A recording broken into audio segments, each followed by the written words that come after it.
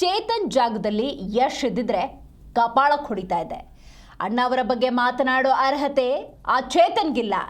ನಟ ಚೇತನ್ ವಿರುದ್ಧ ಯಶ್ ತಾಯಿ ಕೆಂಡಾಮಂಡಲಗೊಂಡಿದ್ದಾರೆ.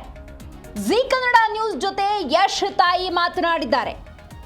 ಈ ಚೇತನ್ ಇಲ್ಲಿಗೆ ಯಾಕೆ ಬಂದಿದ್ದಾನೆ? ಅವನು ಅಮೇರಿಕಾದವನು. ಅಮೇರಿಕಾದಲ್ಲಿ ತಂದೆ ತಾಯಿಯನ್ನ ಹೊರಗೆ ಹಾಕೋ ಸಂಸ್ಕೃತಿ ಇದೆ. ಅಂತಹ ಕೆಟ್ಟ ಸಂಸ್ಕೃತಿಯಿಂದ ಬಂದವನು ಚೇತನ್ ಅಂತ ತಮ್ಮ ಅಸಮಾಧಾನವನ್ನು ಹೊರಹಾಕಿದ್ದಾರೆ. ನಮ್ಮ ದೇಶ, ನಾಡು ನುಡಿ, ರಾಜ್ಯದ ಸಮಸ್ಯೆಯ ಬಗ್ಗೆ ಚೇತನ್ ಮಾತಾಡೋದು ಬೇಡ. ಚೇತನ್ ವಿರುದ್ಧ ಆಕ್ರೋಶವನ್ನು ಹೊರಹಾಕಿದ್ದಾರೆ ಯಶ್ ತಾಯಿ ಪುಷ್ಪಾ ಅರುಣ್ ಕುಮಾರ್.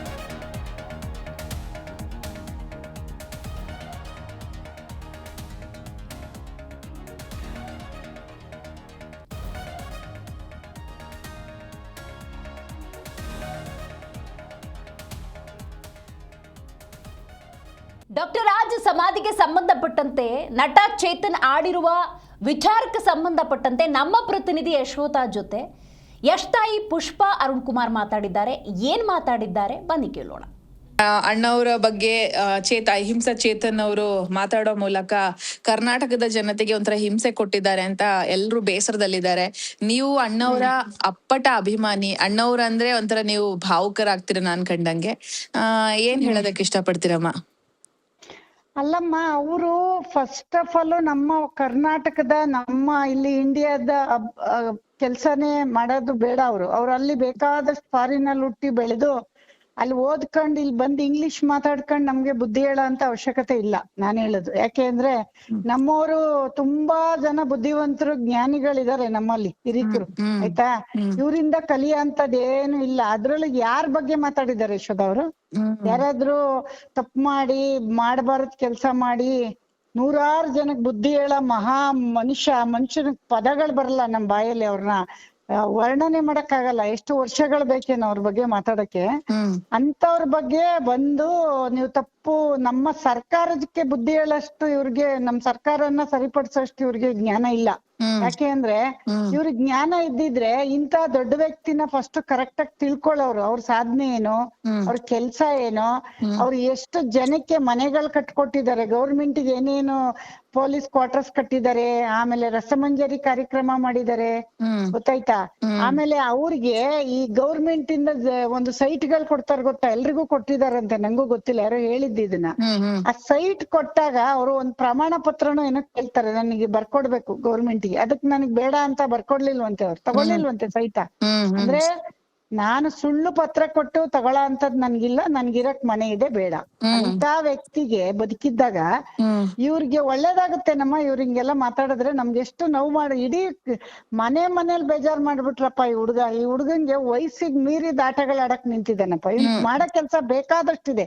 ಯಾಕೆ ಅಂದ್ರೆ ಇನ್ನು ಚಿಕ್ಕ ವಯಸ್ಸು, ನನಗೂ ಮಗ ಇದ್ದಾನೆ, ಸಾಧನೆ ಮಾಡ್ಬೇಕು, ಮಾಡೋ ಕೆಲ್ಸ ಮಾಡ್ಲಿ, ಒಬ್ಬ ಒಳ್ಳೆ ಪ್ರಜೆ ಆಗ್ಲಿ, ಬೇಡ ಅಂತ ಹೇಳಲ್ಲ. ಗೌರ್ಮೆಂಟ್ ಬಗ್ಗೆ ತಲೆ ಕೆಡ್ಸ್ಕೊಳಕ್ಕೆ 1000 ಕೆಲ್ಸ ಇದೆಯಮ್ಮ, ಗೊತ್ತಾಯ್ತಾ? 1000 ಇದೆ. ಅದ್ ಬಿಟ್ಬಿಟ್ಟು ಪ್ರಚಾರಕ್ಕೋಸ್ಕರ ಯಾರು ಹೇಳ್ಕೊಟ್ರು ಅಥವಾ ಯಾರು ಇದ್ರ ಹಿಂದೆ ಇದಾರೋ ಗೊತ್ತಿಲ್ಲ, ಗೊತ್ತಾಯ್ತಾ? ಬಂದು ನಮ್ಮ ಅಣ್ಣವ್ರ ವಿಷಯ ಎತ್ಕೊಂಡು ಎಂತ ಒಂದು ಕೋಪ ಬರುತ್ತೆ ಅಂದ್ರೆ, ನಾನು ಎಷ್ಟು ಶೇಗರ್ ಕಪಾಳಕ್ ಹೋಗಿ ಬರ್ಸ್ಬಿಡ್ತಾ ಇದ್ದೆ, ಅಷ್ಟು ಕೋಪ ಬರುತ್ತೆ.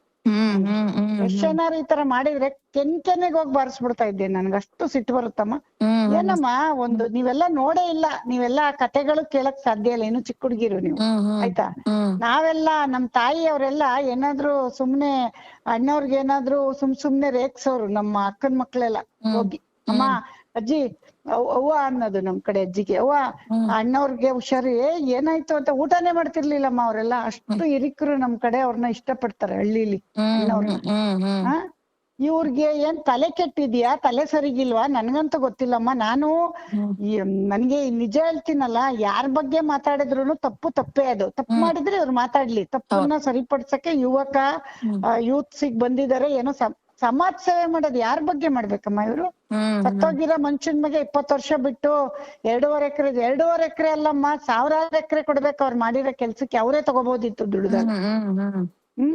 ಇದನ್ನೆಲ್ಲ ನಾವು ಹಿಂಗೆ ಬಿಟ್ಕೊಂಡ್ ಬಂದ್ರೆ, ಯಾರು ಮಾತಾಡ್ಲಿಲ್ಲ ಅಂದ್ರೆ ಬಾಯಿಗೆ ಬಂದಂಗ್ ಮಾತಾಡ್ಕೊಂಡು, ಆಮೇಲೆ ಇವತ್ ಅವ್ರಿಗ್ ಮಾತಾಡ್ತಾರೆ, ನಾಳೆ ಇನ್ನೊಬ್ರಿಗೆ ಮಾತಾಡ್ತಾರಲ್ವೇನಮ್ಮ ಇವ್ರು.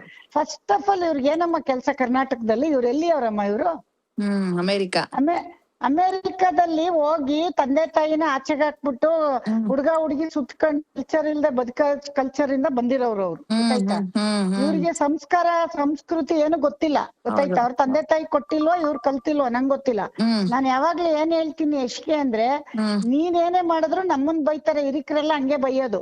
ಫಸ್ಟ್ ನಿಮ್ಮ ಅಪ್ಪ ಅಮ್ಮ, ಮೊನ್ನೆ ಸಾರಾ ಗೋವಿಂದ್ ಅವ್ರು ಸರಿಯಾಗಿ ಬೈದ್ರು, ಏನಂತ ಗೊತ್ತಾ? ನಿಂಗೆ ಅವ್ರ ಅಪ್ಪ ಅಮ್ಮ ಸಂಸ್ಕಾರ ಕೊಟ್ಟಿಲ್ವ ಅಂತ. ಕರೆಕ್ಟ್ ಅವ್ರು ಬೈದಿದ್ದು. ನಾನಿದ್ರು ಅದೇ ತರ ಬೈತಾ ಇದ್ದೆ ಅಮ್ಮ. ಎಸ್ ಅಮ್ಮ. ಅಮ್ಮ ಈಗ ಟಾಕ್ಸಿಕ್ ಸಿನಿಮಾ ಮತ್ತೆ ಮುಂದೋಯ್ತು, ಜೂನ್ 4ಕ್ಕೆ ರಿಲೀಸ್ ಆಗ್ತದೆ.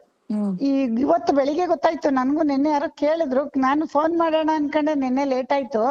ಕೇಳ್ಬೇಕಮ್ಮ, ಕ್ಲಾರಿಟಿ ಕೊಟ್ಟಿಲ್ಲ. ನಿಂಗೆ ಯಾಕಮ್ಮ ಸಿನಿಮಾ ವಿಷಯ ಬಿಡಮ್ಮ, ನಿಂಗೆ ಯಾಕೆ ನಾನ್ ನೋಡ್ಕೋತೀನಿ ಅಂತಾರೆ ಅಷ್ಟೇ ಹೇಳೋದು. ಬಟ್ ಏನೋ ಕೆಲ್ಸ ಏನೋ ಇನ್ನು ಸ್ವಲ್ಪ ಮುಂದಕ್ಕೆ ಹೋಗಿರ್ಬೇಕೋ ಏನೋ, ನೋಡ್ಬೇಕಮ್ಮ. ಅದ್ರ ಬಗ್ಗೆ ನಾನ್ ತಲೆನೇ ಕೆಡ್ಸ್ಕೊಳಲ್ಲ. ಆದ್ರೆ ತುಂಬಾ ಮುಂದಕ್ಕೆ ಹೋದ್ರೆ ಜನಕ್ ನಿರಾಶೆ ಆಗುತ್ತೆ. ಹೌದು, ಇದು ನಿಮ್ಗೆ ಹಂಗಂದ್ರೆ ಚೇತನ್ ಅವ್ರು ಮಾತಾಡಿರೋದನ್ನ ನೀವು ಖಂಡಿತವಾಗಿ ಖಂಡಿಸ್ತೀರಾ ಅಲ್ಲಮ್ಮ? ಖಂಡಿಸೋದಲ್ಲಮ್ಮ, ನಿಜವಾಗ್ಲೂ ಇನ್ ಮುಂದಾದ್ರೂ ಮಹನೀಯರುಗಳ ಬಗ್ಗೆ ಕುವೆಂಪು ಅವರು ನಮ್ಮ ಅಣೆಕಟ್ಟು ಕೊಟ್ಟೋಗಿದಾರೆ ನೋಡು, ನಮ್ಮ ವಿಶ್ವೇಶ್ವರಯ್ಯ ಅವರು ಕುಡಿಯೋ ನೀರ್ ಕೊಟ್ಟು ನಮ್ಮ ಇದನ್ನ ಡ್ಯಾಮ್ಗಳು ಕಟ್ಕೊಟ್ಟು ಹೋಗಿದಾರಲ್ಲ, ಅವರೆಲ್ಲ ದೀಪದ ಕೆಳಗೆ ಓದಿ ನಮ್ಗೆಲ್ಲ ಕೊಟ್ಟೋಗಿದಾರಮ್ಮ. ನಮ್ಮಲ್ಲಿ ಎಂತೆಂತ ದೊಡ್ಡ ವ್ಯಕ್ತಿಗಳಿದಾರಮ್ಮ. ಮರ ಕೊಟ್ಟೋಗಿದಾರೆ ನಮ್ಗೆ ಊಟ ಮಾಡ್ಲಿ, ಮಕ್ಳು ತಿನ್ಲಿ ಅಂತ, ಗೊತ್ತಾಯ್ತಾ? ಅದ್ರಲ್ಲಿ ಬಿಡ್ಸ್ಕೊಂಡ್ ತಿಂತಿರೋದು, ಸುಮ್ಮನೆ ತಿನ್ಬೇಕು ಇವ್ರು, ಜಾಸ್ತಿ ಮಾತಾಡಕ್ ಹೋಗ್ಬಾರ್ದು. ಎಸ್ ಅಮ್ಮ. ಥ್ಯಾಂಕ್ ಯು ಸೋ ಮಚ್ ಅಮ್ಮ, ಜೀ ಕನ್ನಡ ನ್ಯೂಸ್ ಜೊತೆ ಮಾತಾಡಿದಕ್ಕೆ. ಹೂನಮ್ಮ ಬಹಳ ಬೇಜಾರ್ ಯಶೋದ. ನನ್ಗೂ ನೀನು ಮೊನ್ನೆ ಮಾತಾಡ್ತಿರ್ಬೇಕಾದ್ರೆ ಹೇಳ್ದೆ, ನಮ್ಗೂ ಬೇಜಾರಿದೆ ಸರ್ ಅಂತ. ಯಾಕೆಂದ್ರೆ ಅದಕ್ಕೆ ಹೇಳ್ಬೇಕಾದ್ ಮಾತು ಹೇಳಿದ್ಯಾ, ಖುಷಿ ಆಯ್ತು.